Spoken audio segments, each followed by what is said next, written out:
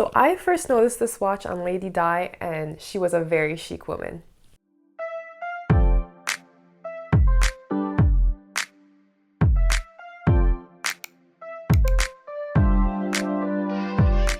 Hi guys, welcome back to my channel. My name is Donna. So on today's video, we're going to be reviewing my newest addition to my watch collection, the Cartier Tank Française. So I got this watch, it's fairly a recent acquisition. I received this watch for my husband as an anniversary gift this summer, so it's only been a couple of months that I've had the watch. And for those of you who have no idea what the Tank Française is, well, this is it. I will be showing close-ups later on in the video. So like I mentioned, I got this summer, and it was purchased pre-owned, so we did not buy it from the boutique, or he didn't buy it from the boutique. This particular style or model dates back to 2008, 2009, so it's not old enough to be considered vintage yet, but it's getting there. And it's still a fairly recent style. It's not one of the first models that came out of this watch. For those of you who are interested, I can link or put the information of some of my favorite watch resellers in the description box, so check that out. This watch new retails for around $3,500 USD for the stainless steel model. Obviously, if you're looking at solid gold or diamonds, the price can increase fairly rapidly, as we all know. But it's around that 3,500 range for the small model like I have. So for those of you who don't know, the Tank Française is one of the original models from Cartier, one of the first models, although it's not as well known, especially the Tank Française version, as let's say the Panther or the Santos. So this watch was designed by Louis Cartier around, I don't know if it was during or right after World War I, so early 1900s I would say, and he was inspired by the shape or the design of the French tanks used on the battlefields. It's kind of, if you ask me, a weird object or item to be inspired by, but hey, it works. I mean, 100 years later, over 100 years later, we're still wearing the watch today.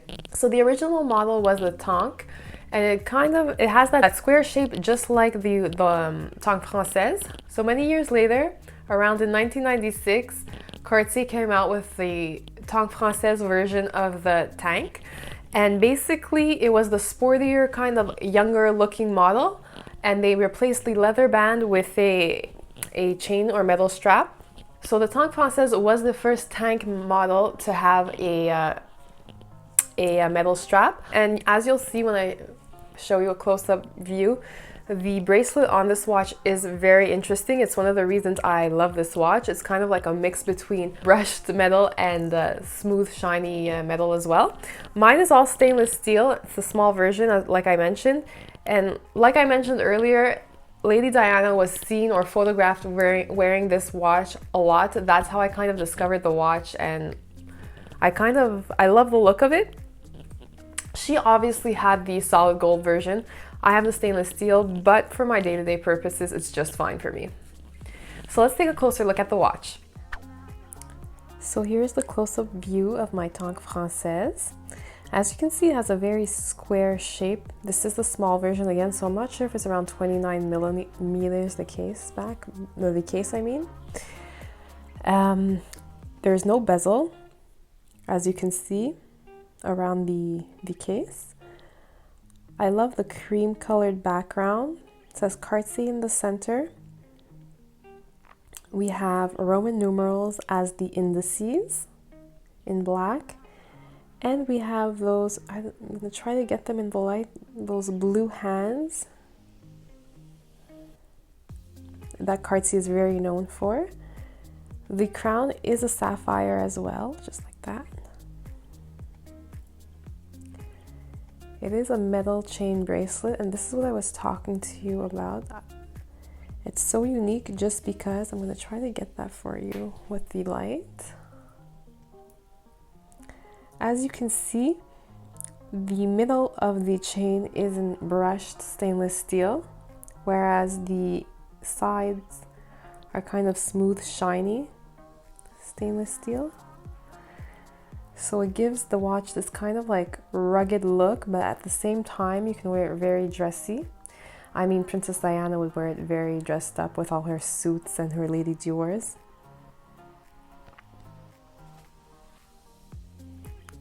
If we take a look at the case back, you can see it does say Cartier stainless steel. The clasp is what we call a butterfly clasp.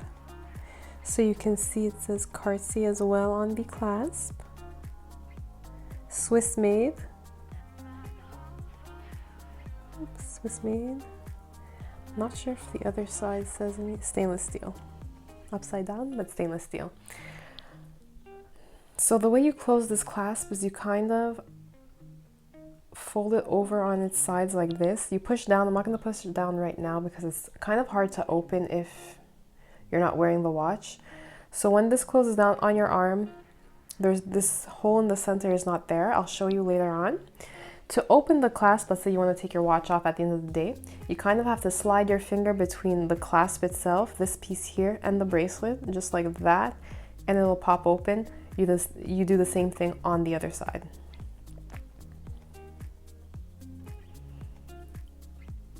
So as you can see,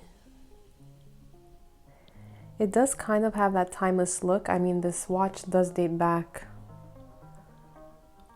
around 20 years ago, over 20 years ago actually, and it still looks very modern and like you can wear it today.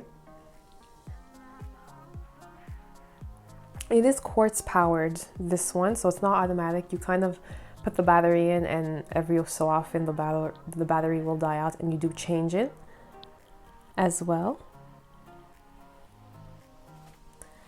So let me put that on for you to show you guys what it looks like on the wrist.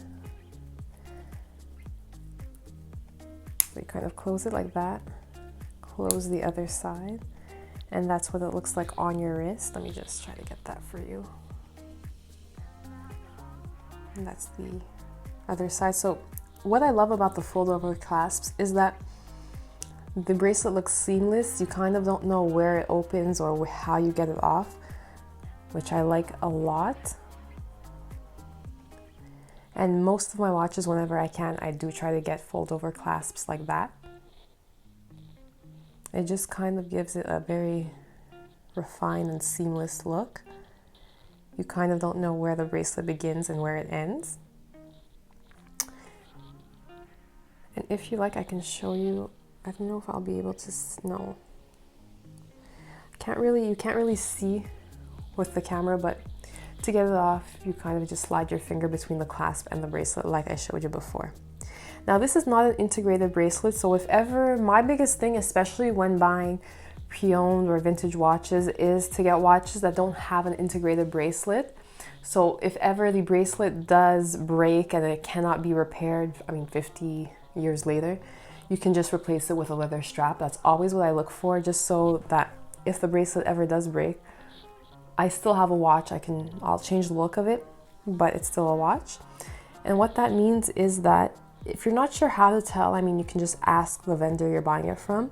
But what that means is that this piece here can be removed and it can be replaced by a leather strap. When it is integrated, like let's say the Omega Constellation, that one has an integrated bracelet. So you basically cannot remove the bracelet from the actual watch.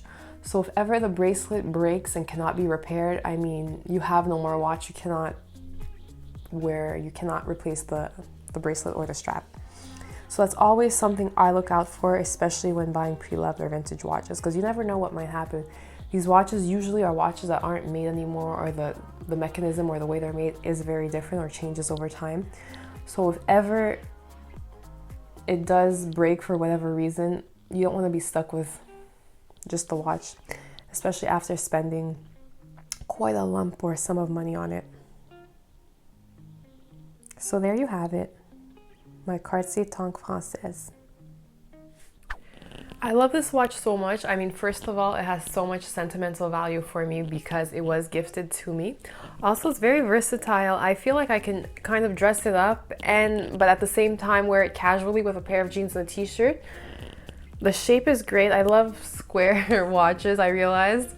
And just all the history that goes behind all these Cartier pieces is very special to me. So all in all, I do wear this watch very often, and I think I will be wearing it for years and years to come. So that's all for today. I hope you enjoyed my video. If you did, please don't forget to give it a thumbs up. Leave all your comments or questions in the comment section below. I'll be sure to answer, and I'll see you guys in my next one. Bye guys!